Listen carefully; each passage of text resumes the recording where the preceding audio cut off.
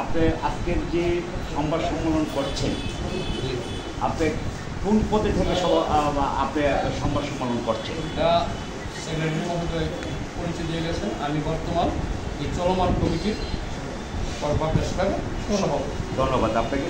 প্রশ্নটা হলো, আপনারা যখন প্রেস ক্লাব গঠন করেন, আপনি বলে গেছেন 31 ডিসেম্বরের মধ্যে নির্বাচন করতে হবে। সেই অনুপাতে আপনাদের অতিক্রম করার পরে আপনি বারবার চেষ্টা করেছেন নির্বাচনকে গতিশীল করে এই ক্লাবকে গতিশীল করার জন্য। তার কাছ থেকে সুউত্তর পান নাই।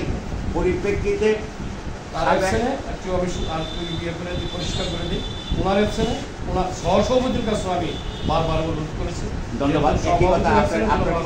ঠিক আছে, জি, আমার কথা একটু লম্বা হলো, কিন্তু আপনারা কোনো সাবেক আইনমন্ত্রী আনিসুল হকের মাধ্যমে রাজনীতির প্রশ্রয় দিয়ে একটি রাজনৈতিক সংগঠনকে রাজনৈতিক ব্যানারে দিয়ে আপনারা 31 ডিসেম্বরের পরে অতিক্রম করে ওনার মাধ্যমে গিয়ে আপনারা একটা নির্বাচনের যে একটা কমিটি হয়েছিল, ওই কমিটিটি কি আপনার সমর্থন করেছিলেন?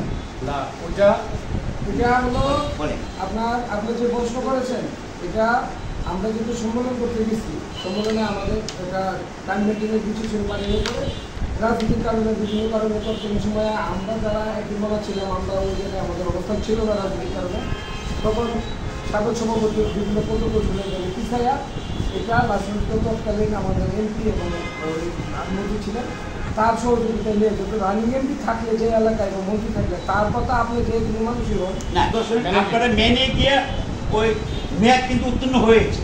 হওয়ার পরে কিন্তু আপনারা সাংবিধানিক রক্ষা করার জন্য প্রেস ক্লাবে এখানে আমার আরেকটা প্রশ্ন রয়েছে। উনি ওনার বক্তব্য বলেছিলেন যে ওনার বিরুদ্ধে, আপনাদের বিরুদ্ধে উনি যেহেতু ওনাদের দলনেতা, আপনাদের সভাপতি ছিলেন, বিএনপি এবং জামাত ওনার বিরুদ্ধে মামলা করেছে, হুমকি দিয়েছে।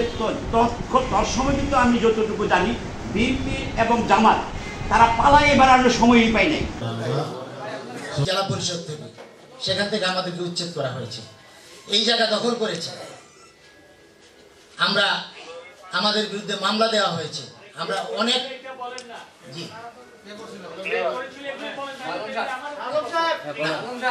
এগুলো এবং তৎকালীন জামাত বিএনপির লোকেরা দখল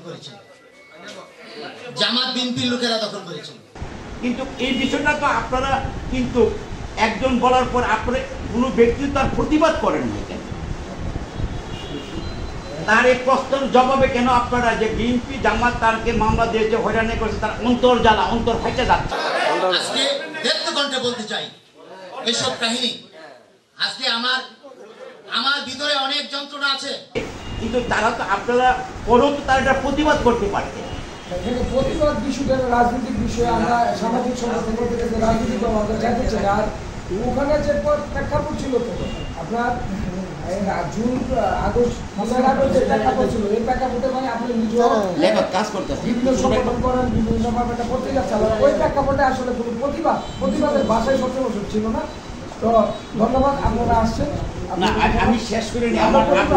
আমার কিছু প্রশ্ন আছে এখন। তারপরে আসলে এই যে জামাত বিএনপি তার বিরুদ্ধে মামলা করে হুমকি দিয়েছে, মামলা করেছে, এটা কি সত্য না মিথ্যা? বক্তব্যটা কি সত্য না মিথ্যা? হয়তোবা আমি যেটা মনে করছি,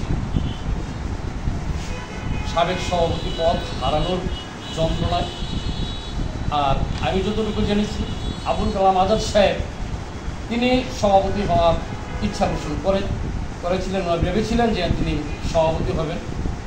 সাবেক সভাপতি পদ হারানোর যন্ত্রণা আর উনি পদ না পাওয়ার যন্ত্রণা। সাবেক সভাপতি আওয়ামী লীগের কার্যকরী পরিষদের সদস্য, একজন আওয়ামী লীগের সক্রিয় রাজনীতিবিদ। কসবা টিভির সংবাদের সাথে থাকার জন্য ধন্যবাদ জানাচ্ছি। পরবর্তী সংবাদ পেতে আমাদের চ্যানেলটি সাবস্ক্রাইব করে রাখুন।